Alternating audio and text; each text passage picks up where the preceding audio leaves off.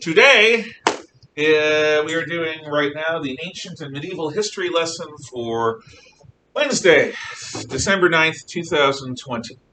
Last time, and by the way, you can shut off that fan if you want. Do leave the window open though, and if it's too cold, you feel free to move. The last time we talked about the Athenian Golden Age and how it was dominated by good old Pericles with his political skill, his ability to dominate the other generals, the General Assembly, and even the Council of 500. And with that dominance, Pericles is able to expand the Athenian fleet. He is able to build the Acropolis, the Acropolis, the high city. He is able to build the Parthenon. The Acropolis, the high city, is a temple complex. The Parthenon, make sure you have your notes out, is the central temple in that complex dedicated to Athena, because Athens, city of Athena. In addition to that, he builds the fleet.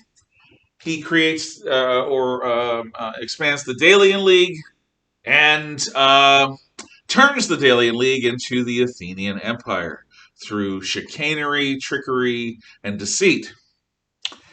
He also has built the long walls that are going to act as a super snorkel.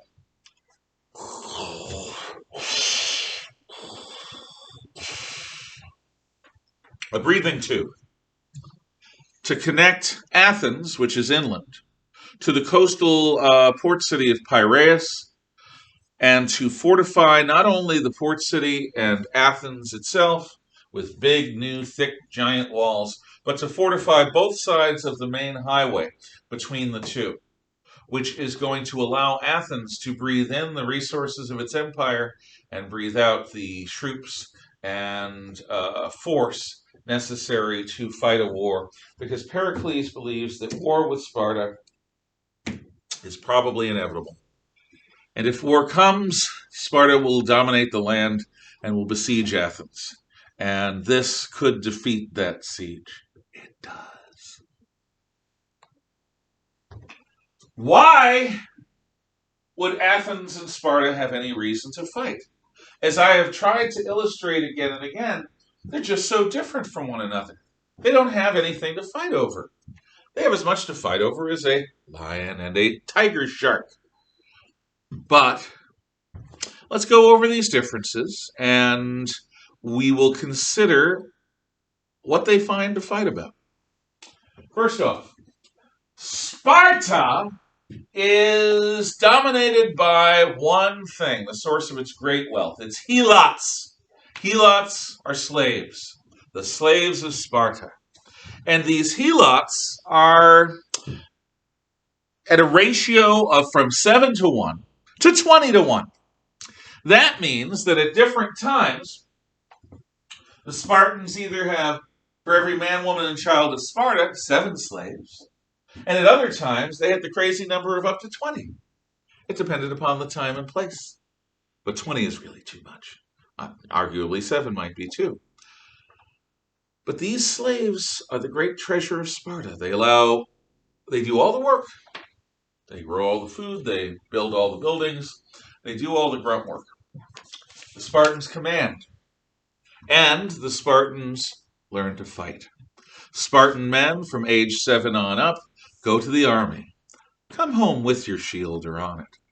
And Spartan women are given authority, power, property, and status because they have to rule in the men's absence, to the point where they have to be trained to reliably be able to kill any of their male slaves at any time. Because the helots, like all slaves, they hate their masters in the sense that they want freedom. Even if they don't personally hate their masters, although in Sparta it's likely they did, they would want to be free. Who wouldn't? So the Spartans are focused on their slaves to the exclusion of everything else. This is their treasure, and they take with it the never-ending job of protecting and defending that treasure. That's like freedom, by the way. Freedom is a treasure. It's a treasure you don't appreciate until you lose it. As citizens, the possibility of coming under a tyrannical government is real. It's something that we have to watch out for with foreign conquest. And it's something we have to watch out for with well intentioned politicians who would take more power into their own hands than any politician in a free society should have for our own good. In a teenage sense, and I will call on you, imagine for whatever reason the horrible prospect that you'd lose the family situation that you have now and that you'd be taken in by an aunt or uncle who rules with an iron fist. You would no longer have the liberties that you are used to. That is the loss of freedom. And the life that you have now, as fraught with obnoxiousness and annoyance as it must be, especially this year, would be missed because you would appreciate what you no longer have. Yes, Sebastian. Yeah, I think well, obviously a majority of the slaves weren't treated very well, and so I just thought, yeah, the slaves would just be like, oh, maybe my master would appreciate me more if I had a knife to his throat. As Al Capone once said, you'll get farther in this world with a kind word and a gun than you will with just a kind word. But that's gangster logic. So, you're right. Sparta is oriented towards the land because it's inland and because its wealth is in slaves who work the land. Sparta is oriented towards agriculture. It is agrarian. It is farming oriented. It grows food. It is not primarily a trading society. Spartans are practical. They focus on the here and now, what works. Spartans are inward looking. The men and women tend to be taciturn. What that means is they tend to be unexpressive about their feelings. A Spartan man is not expected to show emotion, certainly the weakness of tears, and even Spartan women would rarely cry. It would have to be something really big. It's like a joke I once heard. Yeah, one tough guy asked another tough guy, "Hey, do you ever cry?" And the other tough guy says, "Of course. When my teams lose sports games." That if you've known guys like that, you get the joke. If you don't, then you don't get the joke. But the idea is that these are not the kind of men to write letters. These are not the kind of men to talk about their feelings. The Spartans are taught from an early age never to show weakness and never to show intimacy, except maybe to their wives or to their closest friends. So Spartans are military oriented, and they build up the Peloponnesian League, which is a set of allies around them, mostly as a defensive alliance. Athens, on the other hand, is the heart of democracy. It is the center of trade for that part of the world. It builds the best fleet that exists in that part of the world. It is sea oriented, even though it's slightly inland. It's oriented towards the sea. Athens is not agricultural. It is mercantile. It makes its money through the buying and selling of things. It is theoretical, not practical. Athenians dedicate their lives. They live for, die for, and even sometimes kill for theoretical notions, philosophical notions, principles. Whereas a Spartan is going to die for his country or his family, an Athenian would die for a principle. It's the principle of the thing. Yeah.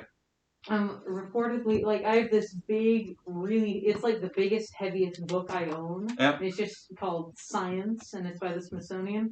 It's actually a really good book. It has a ton of really good pictures, really nice. So it had a whole page about advances in math by Greeks, and about I think it was what's it called, Pythagoras. Yep. Or some other thing.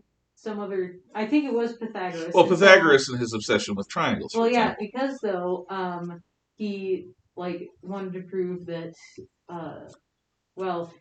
because he ran a school where he taught people, and one of his students proved that if you have a right triangle where the two legs are one unit each, then the hypotenuse must be the square root of 2. And so Pythagoras didn't believe that everything could be explained using just whole numbers. And he was so upset about it because square root of 2 is irrational, he reportedly killed himself because of that.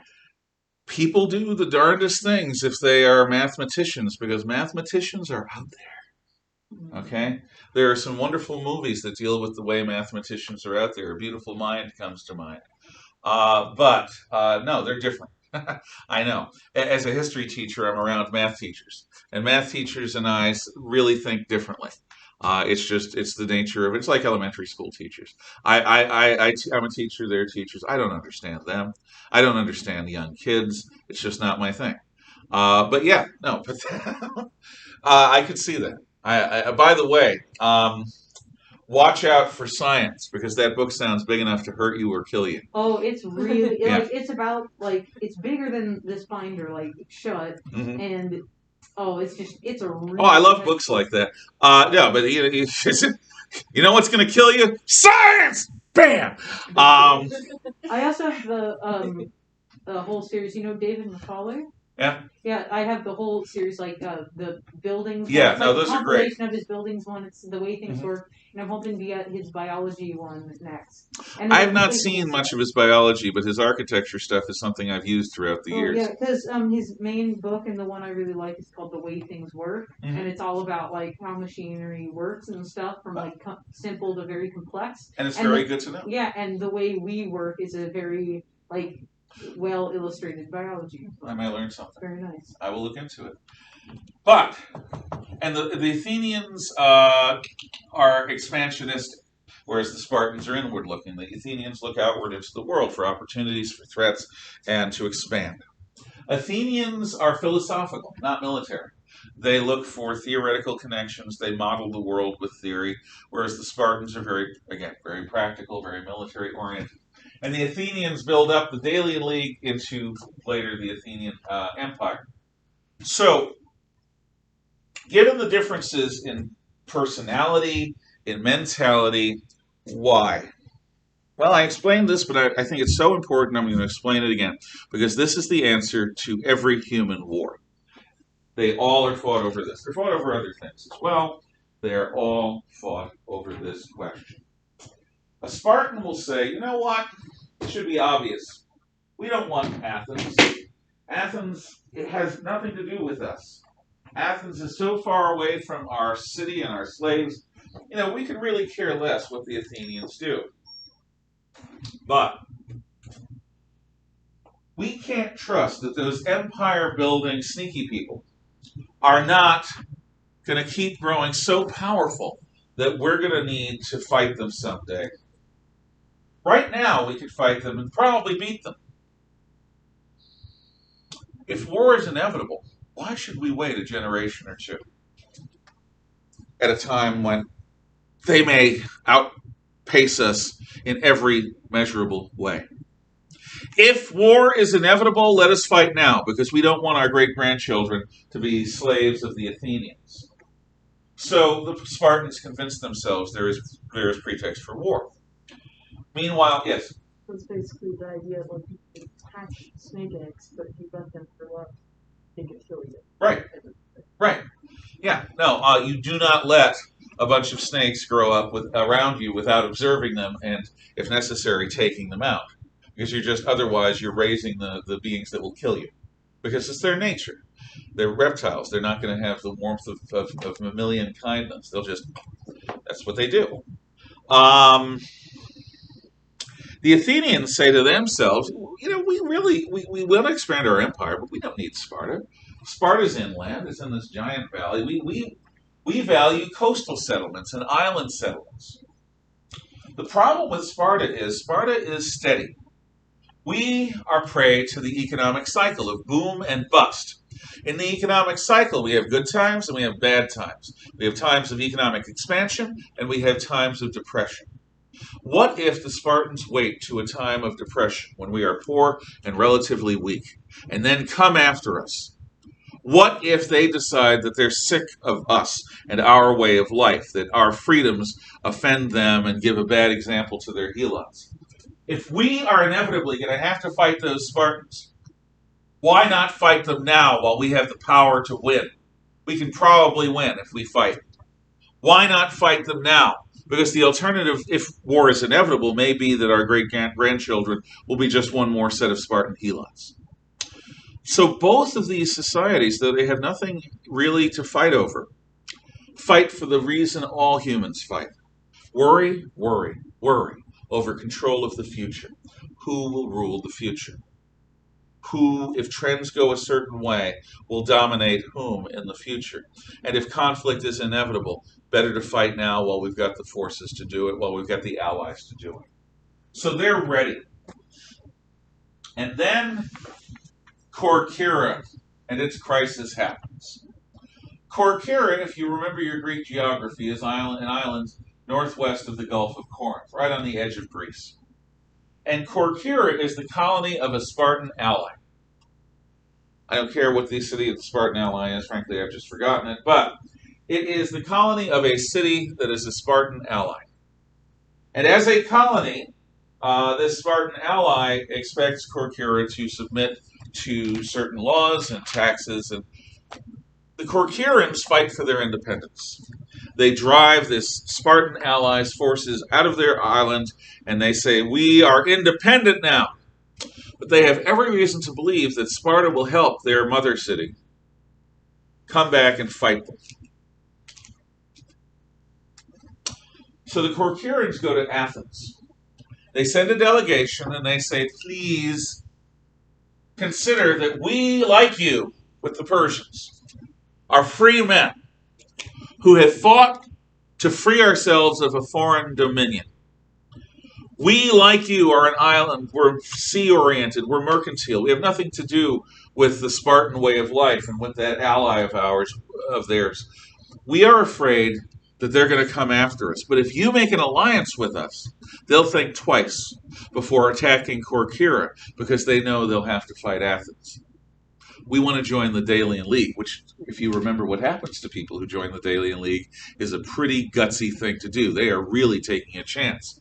But better to worry about the Athenians playing games in the future than to get conquered by Sparta and its ally in the present. Okay. After the Corcyran delegation, Spartan ambassador makes his desire to speak known. "Athenians, you have an empire. What that means is that you understand what happens when a subject people, a colony, rises in rebellion against your lordship. You would not like us if we interfered with one of your colonies overthrowing your rule. You have no interest in Corcyra. It's far away. It is not strong. But you have an interest in securing empire. If you were to join with the Corcyrans, you would be sowing the seeds of your own destruction, because your own colonies would learn how they can get outside help in breaking your chains, in fighting against your rule.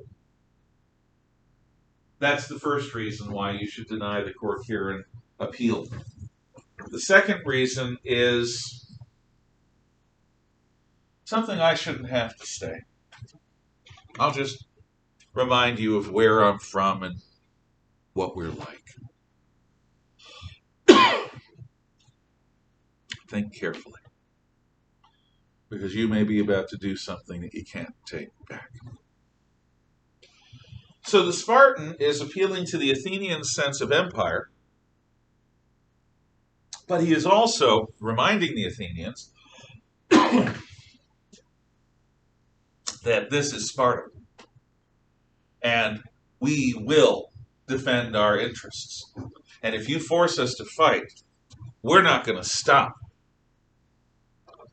The Athenians debate, and ultimately Pericles argues for war, saying that if we ignore the appeal of free men fighting tyranny, what are we anyway? We are supposed to be Athens, were supposed to be people who respect freedom. The Corcyraeans have a valid and just cause.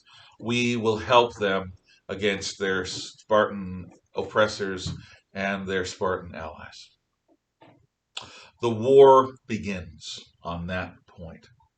The Corcyraeans get Athenian help. The Spartans go to war with Athens. And within a few weeks, the Spartans have an army camped out outside of the walls of Athens. Pericles was right to build the long walls because the Spartans can't break through them. They're too tall, they're too thick, they're too well constructed. The Spartans will try, but they don't succeed. And as long as the long walls hold, the Spartans can't get in.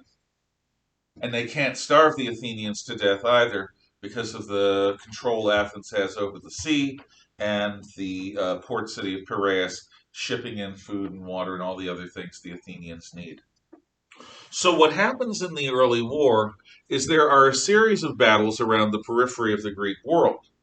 Some allies of Athens are conquered by Sparta. For example, there's a city on the coast up here called Amphipolis. It's between Mount Olympus and Mount Athos. Amphipolis is in the hand of an Athenian general named Thucydides. Thucydides loses Amphipolis, loses the battle. His career as a general is over. So Thucydides is going to become the great historian of the Peloponnesian War, like Herodotus was the great historian of the Persian Wars. We'll talk more about both of them later. So Thucydides is going to record all of these things. And his history is replete with speeches, the speeches people make to try to explain their position and motivate people. Sometimes allies of Sparta that are too close to the sea are conquered by Athens. But it's like two wrestlers wrestling with their fingertips. Nobody is really able to come to blows because the Athenians aren't going to go too far inland because the Spartans dominate, and the Spartans aren't going to go too deeply into the maritime territories because Athens is too strong there. The fight is happening around the edges. In effect, it is a stalemate. And it looks like this stalemate can go on for a very, very long time. But then nature intervenes, and it's not in favor of Athens. Plague comes to Athens. What plague? I don't know. But disease that is much more deadly than the coronavirus, at least that we've seen so far, comes to Athens. This disease is highly communicable and highly lethal. Athenians begin dying in droves, including Pericles. Pericles dies among the plague victims in the first real year of the plague. With the plague, the Athenians lose a lot of their ability to wage war. Their discretionary manpower, which is necessary to staff your army, is much reduced. Their economic power, their ability to make things, buy and sell things, is considerably reduced because of the shrunken size of the Athenian population. Now, the Athenians can still fight. They can still hold the walls. They can still hold their ground, but they have less oomph. The balance seems to be tipping in favor of Sparta. It's going to get worse because as the war goes on, the Athenians become war weary. Now, let me explain what war weariness is. I grew up in the aftermath of the Vietnam War. I remember late aspects of the war myself, and I also know how important a topic it was for people as I was growing up. I have strong opinions about that war. I'll disclose them right now. I think it was a good and righteous war, and I think it was not a war we needed to lose. It is the only war in American history that we lost outright. Why? Well, because we became war weary. I'm going to talk about that right now, because it's the same thing that happens to Athens. Vietnam was part of French Indochina. In World War II, we taught the Vietnamese how to fight the Japanese because the Japanese were occupying. Our CIA taught them to fight dirty, to fight with ambush, a guerrilla war, a war of sneak attacks and civilian battles. Well, after the Japanese lose World War II, The French, who lost World War II to the Germans, insist on coming back into French Indochina. And with all of their Gallic pride, we're not going to stop them. So the French march back in, and the Vietnamese, who expected to get their freedom after World War II, are a bit put out. So they launch a guerrilla war against the French. And for 6 or 7 years, the war is nasty, and it drains French resources and blood. And finally, at a battle called Dien Bien Phu, the French army is trapped and forced to surrender. The French leave. The United Nations divides Vietnam into North and South, and it separates Laos and Cambodia. North Vietnam is communist, run by the leaders of the guerrilla movement. South Vietnam is free. For a while, there's peace. But the North Vietnamese are aided by the Soviets and by the Chinese communists. And they want to reunify their country under the Red Banner. So they start a guerrilla campaign around 1960, again, a war of assassination, of ambush, of shooting behind the rocks and trees, and from everywhere. And the South Vietnamese ask for American help. President Kennedy grants it. He sends military supplies, military advisors to teach the South Vietnamese army how to fight. So we taught the North Vietnamese how to be guerrilla fighters. Now we're going to teach the South Vietnamese how to beat the North Vietnamese. But it doesn't quickly work. By 1964, American forces become more and more involved in the war. 2 American destroyers, small warships, escorting a carrier fleet, are attacked in the middle of the night by Vietnamese gunboats, North Vietnamese gunboats. We fight them off, but there's very little visual recognition. It is a dark night, and radar has its limitations in that period of time. Okay, that's the first Gulf of Tonkin incident. That's the body of water off the North Vietnamese coast. A couple of nights later, the USS Maddox is hit again by North Vietnamese gunboats. It thinks. It's another deeply dark night. The radar signatures of everything is confused. It is possible it was a friendly fire incident. It is possible that it was a mistake. It's also possible that there were Vietnamese gunboats. We're still not sure. What we are sure of is this. On 2 occasions, it seems that American warships are attacked on the high seas. The Vietnamese claim those waters as their own. We don't recognize that claim. The Vietnamese attacked warships on the high seas. That's an act of war.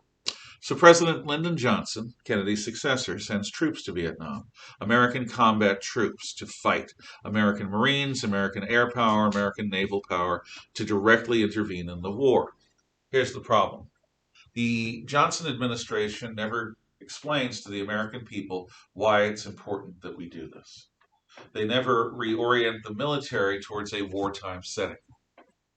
Vietnam is huge, much bigger than any of the European countries we fought in World War II. Vietnam has a massive population, and the population does not like foreigners. Even our allies don't particularly like us. So he doesn't increase spending. He doesn't orient us towards war. He doesn't really brace us for the war. And the American military doesn't take it seriously either. The American military thinks that they're a bunch of Asian savages who, are medieval. They live like medieval peasants 1,000 years ago. We beat the Germans and the Japanese. We're fighting the Russians. It's not even a contest. So let's play games. Let's experiment with different ways of fighting. Let's not really worry about winning. It's obvious we'll win. Let's test this technique out. Let's test that technique out. Let's play psychological games with the enemy. So soon the war becomes almost farcical. Instead of fighting the war with elite troops oriented towards the jungle, which we had, we fight the war with a mass army of draftees. In the 1960s, every American young man was eligible for military service, to be drafted, to be conscripted. And if you were called, you had to go. That's the law. Your country needs you. Uncle Sam says come, you come. Otherwise, you're a criminal. Because we choose to fight with the mass army, we're fighting with everyday Americans, not guys who are particularly suited to jungle warfare. The average age of the American combat soldier in World War II was in the early to mid-20s. The average age of the combat soldier in Vietnam is 19 years old, just out of high school. And these guys are thrown into the jungle without proper orientation, without proper weapons. with the assumption that America's technology will win any war. It becomes a bloodbath. The North Vietnamese and Viet Cong, South Vietnamese communist guerrillas, fight with pointy bamboo traps smeared with human solid waste called punji sticks. Americans think they're stepping onto a solid piece of ground. They fall through a pit trap, and suddenly their foot is pierced by this disease-producing punji stick, and they may lose their foot, they may lose their leg, they may lose their life. There are two things about Vietnam that are different from any war we've fought before. One is that we have television cameras all over Vietnam. And on the evening news, you see people showing real battles happening in real time. And you pray you never see one of your relatives who are over there fighting a real battle in real time. That's shocking. The second difference is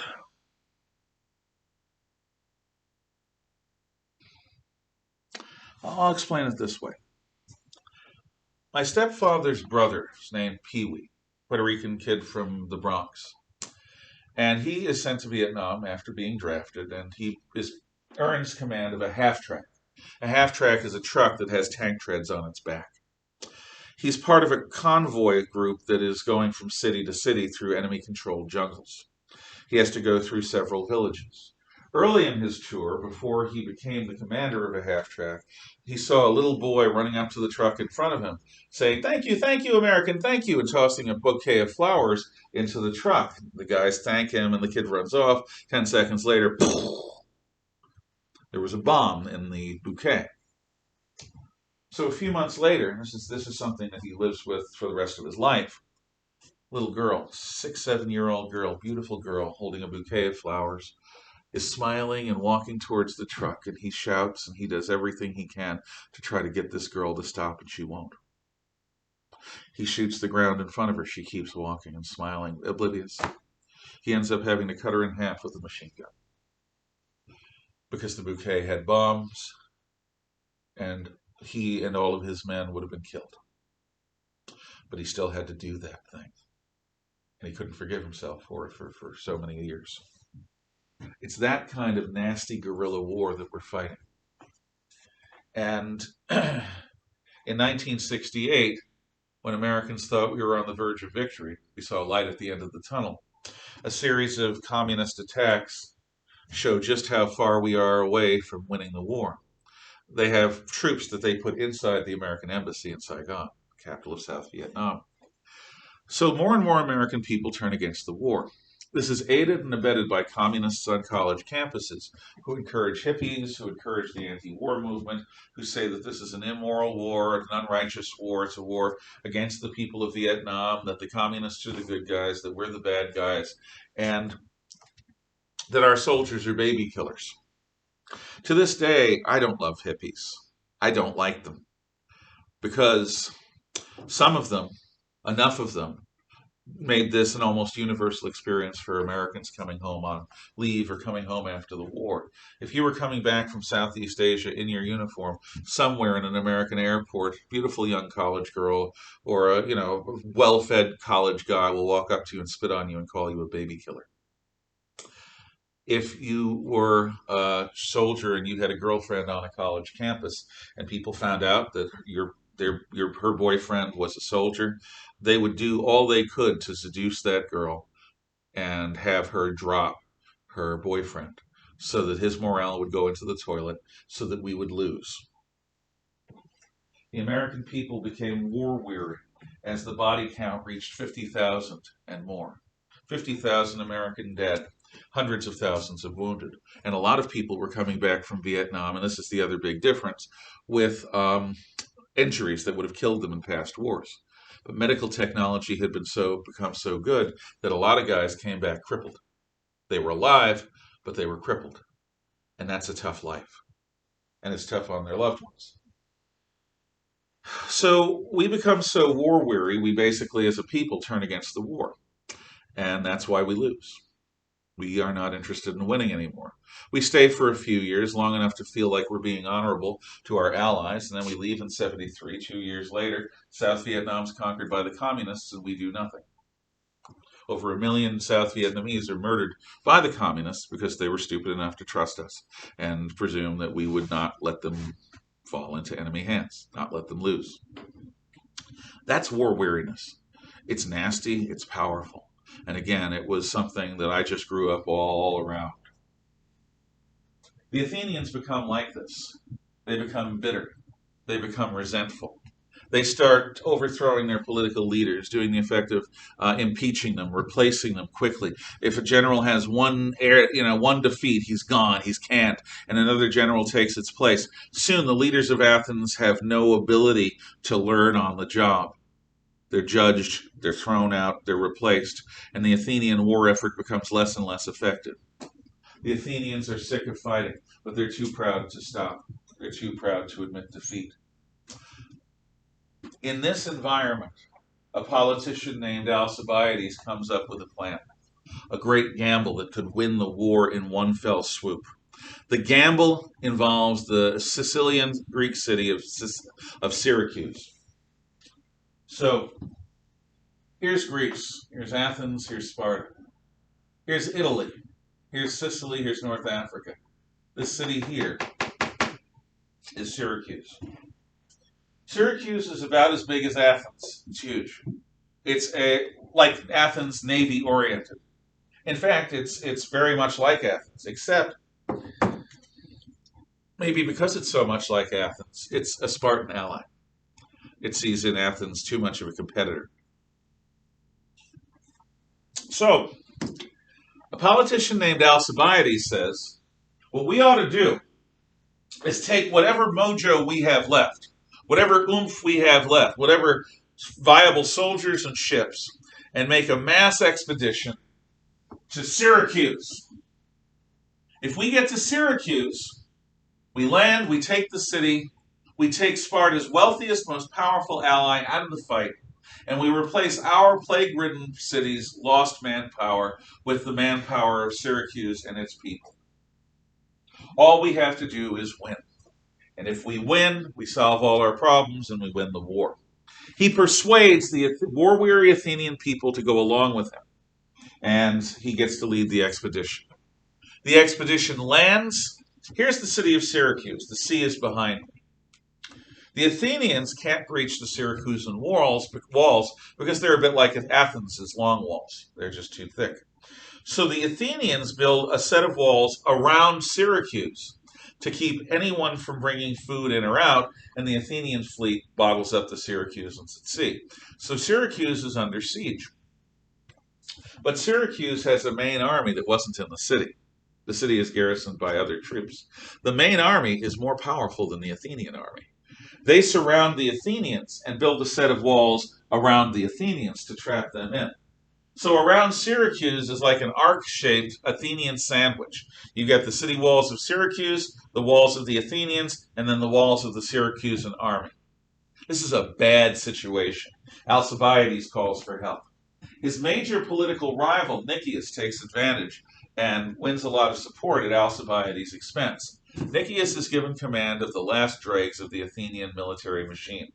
He goes to Sicily to try to bolster the Athenian war effort, but he and Alcibiades are not going to play nice with one another. They hate one another. The Athenians lose. With the Athenian debacle, Athens loses the war. The war lasts for 27 years, from 431 BC to 404 BC. Imagine that we had gone to war, a hardcore, full-scale war, not the war on terror, but like World War II, and started that war in 1993. In 1993, I was still a young married man. President Clinton had just come into political office. President Bush was in office, the first President Bush, during the first couple of months of 1993. First month, or anyway. So, that's a long time to be at war. Athens is a spent force. Athens is no longer going to be a dominant force. It's going to become a backwater, sleepy college town filled with philosophers. But it's no longer going to be a power center. It's no longer going to be a powerful empire. Okay, that's Athens. Sparta wins. So everyone expects Sparta to become the hegemon of Greece. Hegemon is the dominant nation, the dominant power. Sparta tries. But Sparta is Sparta. And Sparta is obsessed, and has to be obsessed, with their slaves. They're helots. They're inward looking. They're not expansionist. Spartans really don't want to dominate Greece. They just want to dominate their slaves and be left alone. So Sparta steps back, doesn't do a great job, and now Greece is up for grabs. It seems like it's time for Greece to have an overlord, some kind of hegemon, sometimes a type of city to rule. Athens is gone. They're a spent force. Sparta doesn't care. Just leave them alone and they'll leave you alone probably. So Thebes steps up, and Corinth steps up, and other cities step up. And you have a century of ongoing civil war after the Peloponnesian War. A century of warfare. And in that century of warfare, potential hegemons rise and fall. And what really happens is that Greece gets bled white. If you know anything about first aid, you know that if somebody has serious bleeding in an area, whatever race they are, their skin will turn a pale, paper-like white around the wound. That indicates there's no blood there anymore. That is a bad sign. That's a danger sign. That's a sign that you better set up a tourniquet somewhere. Maybe you lose the hand, but at least you won't lose the life if you get to it in time. Bleeding white is a military term for just the loss of men and loss of men and the loss of men to no good effect. And that's what happens to Greece in these endless civil wars. The other thing that happens to Greece in these endless civil wars is they become embittered against one another. They can't stand one another. Now, losing gracefully is not easy. I will tell you, I don't like Biden. I don't agree with his policies at all. I think he'll be a disaster as president, and I think Harris would be worse if she ends up taking over for him because of his health. But if Biden won fair and square, he's the president, and I'm going to wish him luck and give him a honeymoon period, which is me saying, right or wrong, you won. Good luck. I hope you are a good president for all the people. Now, I'll still oppose his progressive policies because I'm a conservative, but I will want him to succeed when he can for the good of the country. That never happened with Trump. The Democrats never gave him that. They never gave him a honeymoon period. They never gave him a wish of good luck. I gave it to Carter. I gave it to Clinton. I gave it to Obama. I didn't like them, but I wished them the best. They should have done it with Trump. It's the American thing to do, but they didn't. That's going to be hard for people like me to forgive. What's also hard is there are plausible reasons to think that there may have been massive voter fraud in several states, and that massive voter fraud involves a bunch of last-minute ballots being discovered, almost all of whom go for Biden, or voting machines that aren't necessarily hunky-dory in their programming. As an American, not just as a Republican, I want these investigations to happen to make sure that the election wasn't stolen. If the election involves fraud and Trump ultimately would have won without the fraud, I'll support President Trump being given a second term. If, however, Biden won fair and square and the election fraud didn't make the difference in his victory, I will try my level best to genuinely and honestly wish him good luck as our president, at least for a while. Give him that honeymoon period he deserves. But I've got to be convinced it's a fair election. What I'm trying to say is that losing gracefully isn't hard to do. But what we're supposed to do after a game, and we learn this playing sports, is you go up to the other team and you shake all their hands and you say, good game. Win or lose, you do that. That's the way it should be. And that's the way American politics needs to be. And it wasn't that way when Trump won. Whoever wins this one, I hope it is that way as much as it possibly can be. I got to be quick, yes? Well, actually, in basically most all games I play that have an online aspect, after every round of every match, there's at least one person saying GG. Good game. That's good manners. I like that. And it doesn't mean you don't fight hard to win during the game. It means after the game you come together. After the election, we're supposed to come together as a people, as one people. I wish they had done that in 2017. And if my side loses, I'll try to do that at least for a while this coming month or three. In any event, that's how bad Greece is. The Greeks learn to forget how to lose gracefully. Now, from north of Greece, a king of Macedon looks on. Philip is his name.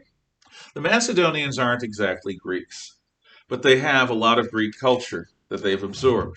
The Greeks consider the Macedonians to be a bunch of savages who ate Greek ways, who sort of aren't Greek. They're sort of these hairy barbarian men from the hills. They don't take them seriously. But Philip sees an opportunity. He builds the Macedonian army to defeat the Greeks. He commands that his phalanxes, his units of soldiers, be 1.5 times the size of the Greek phalanx. He commands that the spears of his phalanxes not be 7 feet long like the Greek spears, but be 14 feet long. The more powerful phalanxes and the longer spears will give the Macedonians advantage in battle.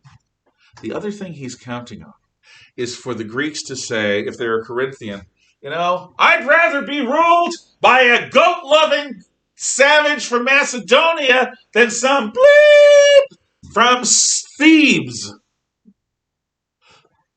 And it works.